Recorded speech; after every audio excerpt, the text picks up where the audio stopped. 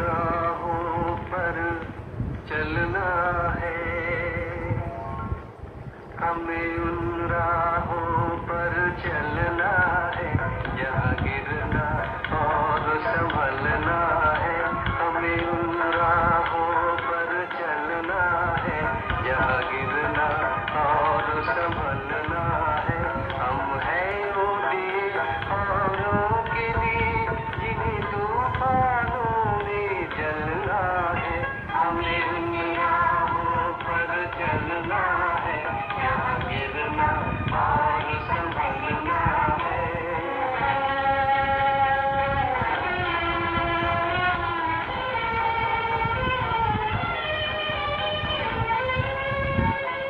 जब तक ना लगन हो सीने में, बेकार है जीने में।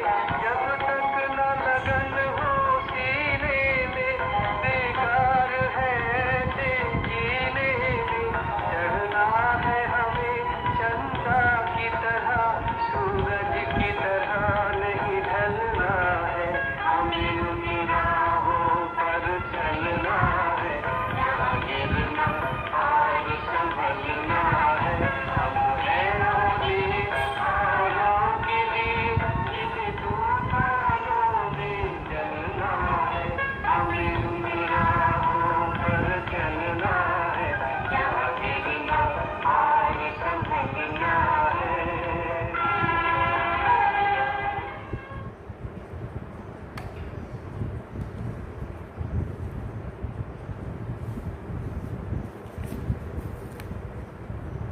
ओम शांति।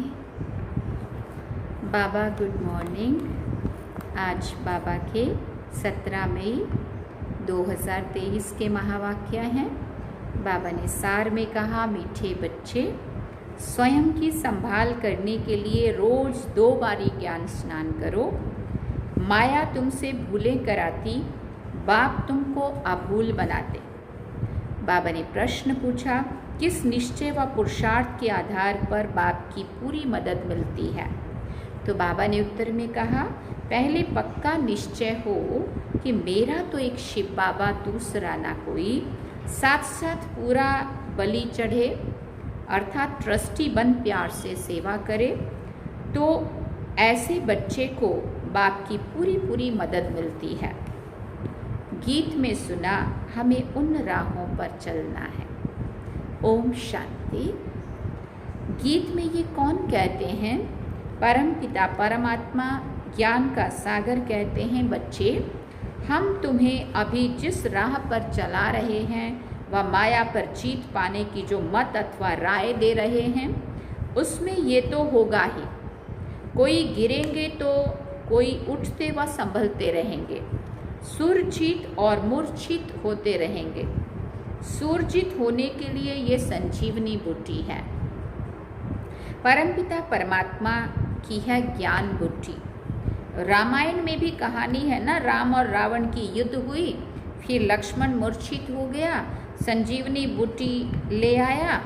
अब वास्तव में रामायण तो पीछे बैठ बनाया है, ऐसी कोई बातें है नहीं, ना कोई मनुष्यों की बनाई हुई गीता भगवान ने बैठ बनाई है। बाप तो ज्ञान का सागर है। फिर बाबा ने पूछा, किसका ज्ञान? सृष्टि के आदि मध्य अंत का ज्ञान देते हैं, जिसका ही मनुष्य ने गीता शास्त्र बनाया है। उस पर नाम रख दिया है श्री कृष्ण का।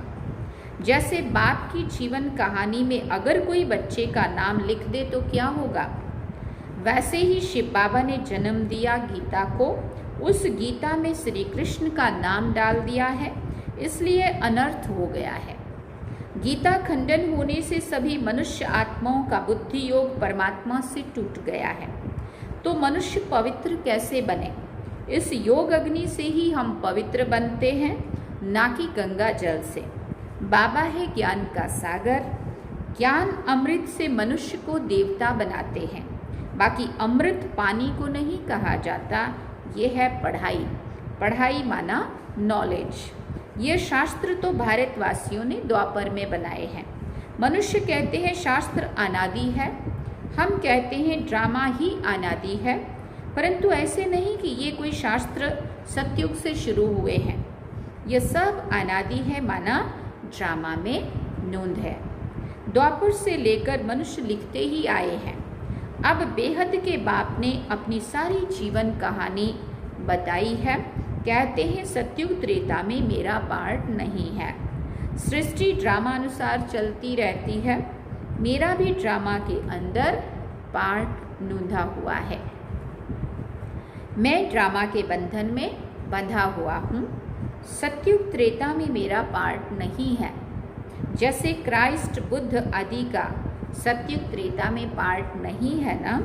सब आत्माएं मुक्ति धाम में रहती हैं। ऐसे नहीं कि देवी देवताओं की भी सब आत्माएं उस समय आ जाती हैं। नहीं, वो भी धीरे धीरे नंबरवार आती हैं। फिर सतो प्रधान से बदल सतो रजो तमो स्टेजेस में आती हैं। फिर सूर्यवंशी ही चंद्रवंशी बनते हैं। फिर वृद्धि होती जाती है। ये पूरा राज समझना है। तुम जानते हो जो अधूरा पवित्र बनेंगे उन्हें राज्य भी अधूरा मिलेगा। जो ज्ञान योग में तीखे जाएंगे वो ही पहले राजे बनेंगे। जो ज्ञान योग में तीखे जाएंगे वही पहले राजे बनेंगे। ये राजधानी बन रही है। पूरा पुरुषार्थ करना है। शिव बाबा समझाते हैं तुमको हीरे जैसा, तुमको हीरे समान बनना है। मैं ज्ञान का सागर, शांति का सागर हूँ। तुमको फिर मास्टर ज्ञान सागर बनना पड़े। शांति का अर्थ एक दो से लड़ना नहीं है। सन्यासी समझते हैं प्राणायाम चढ़ा दे, यहाँ ऐसे नहीं है। बाबा रस्सी खींच लेते हैं। छोटी बच्चियों की भी बाबा रस्सी खींच लेते हैं तो ध्यान में चली जाती है। रस्सी खींच लेते हैं मतलब माना बाबा आत्मा को खींच लेता है ऊपर, जिस ध्यान में जाते हैं ना। जैसे इसको कहा जाता है ईश्वरीय वरदान, क्योंकि ये सबको नहीं मिलता है। बाबा चाहे तो हम ध्यान में जा सकते हैं, नहीं चाहे तो कुछ नहीं। ये बाबा के हाथ में ही है। समझो किसको खींचना है और किसको नीचे रहने देना है। भक्ति में भी साक्षात्कार होता है। यह दिव्य दृष्टि देना बाप के सिवाय और किसी में भी ताकत नहीं है। अब तो बाप सन्मुख है। कहते हैं भक्तों के पास भगवान को आना पड़ता है माया की जंजीरों से लिबरेट करने। बाबा कहते हैं मैं जानता हूँ ये माया की युद्ध है। कभी चढ़ेंगे कभी गिरेंगे। योग टूटता है तो मनसा वाचा कर्मणा में भी भूलें होती है। परीक्षा सब पर आती है। कुछ भी माया का वार ना हो फिर तो शरीर ही छूट जाए। संपूर्ण कोई बना नहीं है। ये घुड़दौड़ है। राजस्व अश्वमेघ यज्ञ कहते हैं ना। राजाई के लिए अश्व यानी रथ को शिव बाबा पर बलि चढ़ाना है, अर्थात बच्चा बन पूरी सेवा करनी है। ट्रस्टी बन फिर पुरुषार्थ करना है तो मदद भी मिलेगी। पक्का निश्चय चाहिए मेरा तो एक शिव बाबा, दूसरा ना कोई। मरना तो सबको है। परमपिता परमात्मा जो कि बाप टीचर सतगुरु है, उनसे अपना वर्षा लेने का हर एक को हक है। सबकी वानप्रस्थ अवस्था है। सबको इकट्ठा मरना है। जब आफतें आती है तो सब इकट्ठे मरते हैं ना। थोड़े बहुत गोले गिरेंगे तो मकान टूट पड़ेंगे। तो अभी सबका मौत है, इसलिए बच्चों को भी कमाई कराओ। ये है सच्ची कमाई। जो करेगा सो पाएगा। ऐसे नहीं कि बाप कमाई करेगा तो बच्चों को मिल जाएगी। नहीं, बच्चों को भी यही सच्ची कमाई करानी है। ये है समझने की बातें। इसमें परहेज बहुत चाहिए। हम देवता बन रहे हैं तो कोई अशुद्ध वस्तु नहीं खा सकते। कोई समझते हैं मछली खाने में पाप नहीं है, ब्राह्मणों को भी खिलाते हैं। सब रस्म रिवाजी उल्टा हो गया है। बाप कहते बिल्कुल पवित्र बनना है। पहले ज्ञान चित्ता पर बैठना है। मनसा में विकल्प कितने भी आए, परंतु कर्मेंद्रियों से कोई भी विकर्म नहीं करना है। जब तुम बाबा के बनते हो तो माया की युद्ध शुरू हो जाती है। प्रजा बनने वालों से माया इतना नहीं टकराती है। जिनमें दम ही नहीं है उनमें क्या टकराएगी। माया जीत जगत जीत बनना है, प्रजा जगत जीत नहीं बनती है। जगत जीत माना सूर्यवंशी चंद्रवंशी बनना। मेहनत करके 3-4 वर्ष पवित्र रह, फिर थप्पड़ खा लेते हैं, फिर चिट्ठी लिखते हैं बाबा माफ़ करना। यहाँ कायदे भी हैं। बच्चा बना तो सारे जीवन के पाप भी लिखने पड़े। धर्मराज शिव बाबा, इस जन्म में मैंने ये पाप किए हैं तो आधा माफ़ हो जाता है। ये भी लॉ है। सच्चे दिल पे साहेब राजी। आगे जज के आगे सच बोलते थे तो सज़ा कम हो जाती थी। भूल करके लिखे नहीं तो 100 गुना दंड हो जाता। बच्चों के लिए बहुत परहेज है बाबा, बाहर वालों के लिए इतनी नहीं है इसलिए डरते हैं। बाबा ने कहा बाहर वालों के लिए इतना नहीं है इसलिए डरते हैं। बेहद का बाप अथवा साजन जो सौभाग्यशाली बनाते हैं उनके बनते नहीं हैं। भूले तो होती है परंतु आखिरी भूल ज़रूर बनना है। यहाँ बहुत परहेज रखनी है। समर्थ का हाथ पकड़ा है तो बाप संभाल भी करेंगे। सौतेले बच्चों की थोड़ी करेंगे। सगे बहुत थोड़े हैं तो भी कितने बच्चे हैं जो बाबा को चिट्ठी लिखते हैं। कितनी पोस्ट रोज आती है। बाप का तो एक हाथ है, हर एक लिखे कि मुझे अलग पत्र लिखो। अभी तो बहुत प्रीति होगी। इतनी बैग पोस्ट की और कोई की नहीं निकलती होगी। ये है ही गुप्त गवर्नमेंट, अंडरग्राउंड है। फिर बाबा ने कहा रिलीजो पॉलिटिकल है, कोई हथियार आदि नहीं है। मंजिल बहुत ऊंची है। फिर बाबा ने कहा चढ़े तो चाखे वैकुंठ रस, डैश डैश करके बाबा ने छोड़ दिया। गिरे तो राजा ही गंवाए प्रजा बन जाते हैं। समझा? तुम बच्चे जानते हो भारत जो हीरे मिसल था वो अभी कौड़ी मिसल बन गया है। अभी तो तुम कहेंगे हम नरकवासी से स्वर्गवासी बनने का पुरुषार्थ करते हैं। हम सदा सौभाग्यशाली बनने आए हैं। बाबा पतित से पावन बना रहे हैं। फिर ये रावण का राज नीचे चला जाएगा। ये चक्र फिरता है ना। रावण राज्य नीचे तो राम राज्य ऊपर आ जाएगा। अपने को बहुत संभालना भी है। संभाल वही सकेंगे जो रोज ज्ञान स्नान करेंगे। रॉयल मनुष्य दिन में 2 बारी स्नान करते हैं।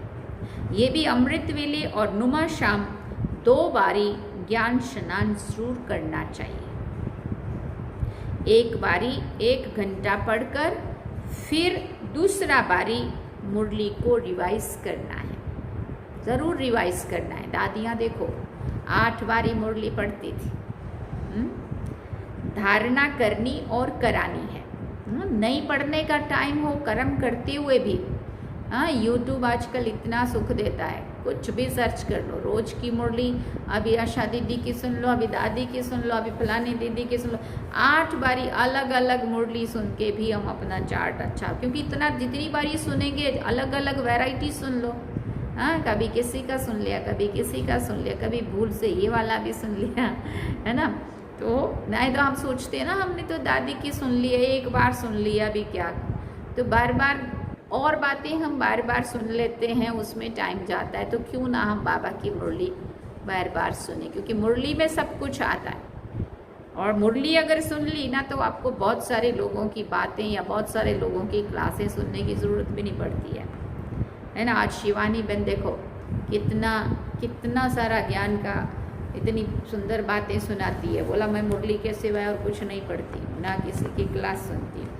मुरली सुनो, उसका चिंतन मंथन करो। मुरली को बार बार 10 बार सुनो, क्योंकि मुरली डायरेक्ट बाबा की मुरली है ना। तो बाबा कहते धारणा 1 बारी 1 घंटा पढ़कर फिर दूसरी बारी मुरली को रिवाइज ज़रूर करना है। धारणा करनी और करानी है। बच्चों को, स्त्री को भी सच्ची कमाई करानी है। 21 जन्मों का राज्य भाग्य लेना कोई मासी का घर नहीं है। समझा जाता है कौन कौन तीखा पुरुषार्थ करते हैं। बीमार हो तो डोली में बिठाकर ले आना चाहिए, बाबा कहते हैं।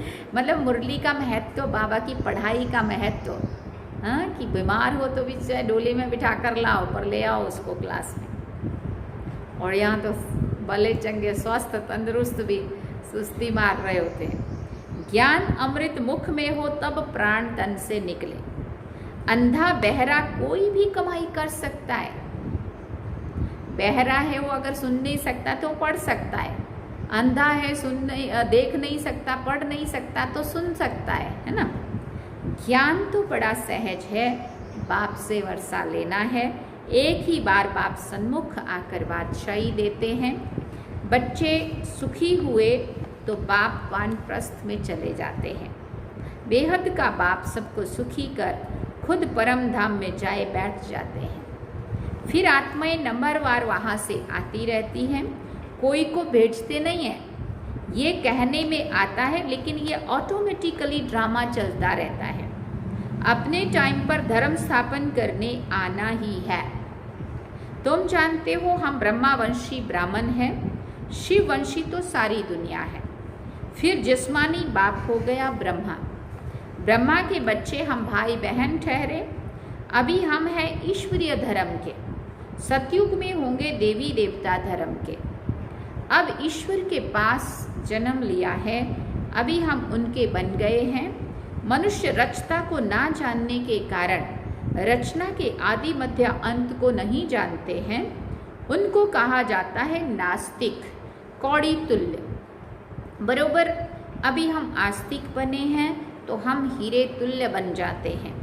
रचता और रचना को जानने से हमको राजाई मिलती है। बाबा हमको वर्थ पाउंड बनाते हैं तो बनना चाहिए ना। सचखंड का बादशाह सचखंड का मालिक बना रहा है। चमड़ा पोश कहा जाता है। एक खुदा दोस्त की कहानी भी है। तो अब वो खुदा दोस्त हमारा है।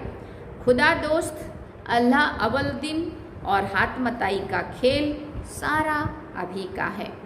अच्छा मीठे मीठे सिकल दे बच्चों प्रति माता पिता बाप दादा का याद प्यार और गुड मॉर्निंग। रूहानी बाप की रूहानी बच्चों को नमस्ते। हम रूहानी बच्चों की रूहानी माता पिता बाप दादा को दिलवा चांद सिकवा प्रेम से याद प्यार गुड मॉर्निंग नमस्ते। थैंक यू बाबा, शुक्रिया बाबा। अब धारणा के लिए मुख्य सार है। पहला पॉइंट, सच्ची कमाई करनी और सबको करानी है। परीक्षाएं व तूफान आते भी कर्मेंद्रियों से कोई भूल नहीं करनी है। माया जीत जगत जीत बनना है। दूसरी बात, देवता बनने के लिए खान पान की पूरी परहेज रखनी है। कोई भी अशुद्ध वस्तु नहीं खानी है। 2 बारी ज्ञान स्नान जरूर करना है। वरदान में बाबा ने कहा, एक बल एक भरोसे के आधार से सफलता प्राप्त करने वाले मास्टर सर्वशक्तिवान भव। जो सच्ची लगन वाले बच्चे एक बल एक भरोसे के आधार से चलते हैं, उन्हें सदा सफलता मिलती रहती है और मिलती रही है और मिलती रहेगी, क्योंकि सच्ची लगन विघ्नों को सहज ही समाप्त कर देती है। जहाँ सर्वशक्तिवान बाप का साथ है, उस पर पूरा भरोसा है, वहाँ छोटी छोटी बातें ऐसे समाप्त हो जाती हैं जैसे कुछ थी ही नहीं। असंभव भी संभव हो जाता है। मक्खन से बाल समान सब बातें सिद्ध हो जाती है। तो ऐसे अपने को मास्टर सर्वशक्तिवान समझ सफलता स्वरूप बनते चलो। स्लोगन में बाबा ने कहा, नैनों में पवित्रता की झलक हो और मुख पर पवित्रता की मुस्कुराहट हो, यही श्रेष्ठ पर्सनालिटी है। नैनों में पवित्रता की झलक हो और मुख पर पवित्रता की मुस्कुराहट हो, यही श्रेष्ठ पर्सनालिटी है। अच्छा, ओम शांति। सार में बाबा ने कहा, मीठे बच्चे, स्वयं की संभाल करने के लिए रोज 2 बार ज्ञान स्नान करो। माया तुमसे भूलें कराती, बाप तुमको अबूल बनाते हैं। और गीत में क्या सुना? हमें उन राहों पर चलना है जहाँ गिरना और संभलना है। परंतु अभी तो समय इतना रहा ही नहीं, गिरते रहें, संभलते रहें। बाबा कहते बार बार गिरते हैं तो जो चोट लगती है ना, जख्मी होती है माया से, तो फिर वो स्पीड नहीं बनती है ना। इसलिए वो समय था, अब तो समय चलने का भी नहीं, दौड़ने उड़ने का समय है, चढ़ने का समय, उड़ने का समय है। क्योंकि समय कम है। और जैसे नहीं, कई बारी हमें कहीं जाना होता है ना, तो अगर समय कम है तो हम क्या बोलते हैं, 16 घंटे ट्रेन का सफ़र करने का समय नहीं है, मैं लेट हो जाऊंगी, इसलिए 1.5 घंटे की फ़्लाइट पकड़ते हैं और फिर पहुंच जाते हैं, क्योंकि समय पर पहुंचना ज़रूरी है। इसलिए अभी बाबा का जो हम कितना लेट में आए, कितना हमारे को ज्ञान समझ में आया, बाबा ने तो सारा सुना दिया, समझा दिया, बाबा ने अपना काम पूरा कर दिया। अब सिलेबस को हमने कितना कवर किया है और कितना बाकी है, उस हिसाब से हमारी स्पीड हमें देनी पड़ेगी, है ना। तो इसके लिए तीव्र पुरुषार्थी, उड़ती कला वाला पुरुषार्थ चाहिए। अभी समय ही नहीं है, हमें उन राहों पर चलना है जहाँ गिरना और संभलना है। इसलिए अभी ना गिरना है, ना ऐसा पुरुषार्थ करना है जो कभी गिरते रहो, संभलते रहो, नहीं। अभी उड़ने का समय है, उड़ती कला में जाना है और मंजिल पर पहुंचना है। यही बाबा का भी उम्मीद है और हमारा भी यही लक्ष्य होना चाहिए। अच्छा, ओम शांति। अभी हम बाबा को याद करें।